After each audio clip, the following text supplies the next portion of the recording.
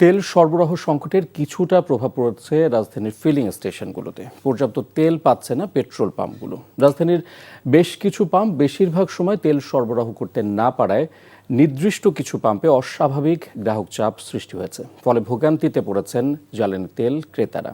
সংকট মোকাবেলায় রেশনিং করেও হিমশিম খাচ্ছেন পাম্প মালিকরা। তামজিদ সুমনের রিপোর্ট। রাজধানীর পাম্পগুলোর গ্রাহক ভোগান্তির চিত্রের কোনো পরিবর্তন নেই। দীর্ঘ সারি দিয়ে অপেক্ষা করেও তেল পাবেন না এমন শঙ্কায় রয়েছেন ক্রেতারা। কয়েকটি পেট্রোল পাম্প ঘুরে তেল না পেয়ে হতাশা প্রকাশ করেন বাইকাররা। নিরুপায় হয়ে অনেক দূর থেকে এসে যেসব পাম্পে সরবরাহ রয়েছে এমন পাম্পে এসে তেল নিতে হচ্ছে তাদের। অন্য পাম্পে পাওয়া যাচ্ছে কিন্তু অন্য পাম্পে খুব স্লো। এখানে একটু দ্রুত হয়, 3-4টা লাইনে যায়। তো আমার বাসা মিরপুর।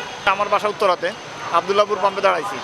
4 ঘন্টা দাঁড়ানোর পরে আমি আশা পাচ্ছিলাম না যে তেল পাবো, কারণ ওখানে বিশৃঙ্খল ছিল। যাদের দৈনন্দিন তেল প্রয়োজন তারা পড়েছেন বেশি বিপাকে। না ভাই, অন্যান্য পাম্পে পাই নাই। এই সকাল থেকে ঘুরতে ঘুরতে এখানে এসেছি। ভোগান্তি হইতেছে, যার কারণে আমাদের কাজ কামে অনেক অসুবিধা হইতেছে, সংসার নিয়ে অনেক পেরেশানিতে। মধ্যপ্রাচ্যের যুদ্ধাবস্থার কারণে তেল সংকটের আশঙ্কা থাকলেও এতদিন বরাদ্দকৃত তেল পেয়েছেন পাম্প মালিকরা। তবে এখন আর আগের মতো বরাদ্দ পাচ্ছেন না তারা। গভর্নমেন্ট যা তেল দেয় তার 3 গুণ চাহিদা। আমি কি করব বলেন? কিচ্ছু করার নাই। এমন একটা আমি মালিক, হোল বাংলাদেশ সেন্ট্রাল কমিটি সমিতির সভাপতি, আমি রাস্তায় দাঁড়ায় কাজ করতেছি, নাহলে আমার পাম্প আক্রান্ত হয়ে যাবে। আমি কি করব বলেন?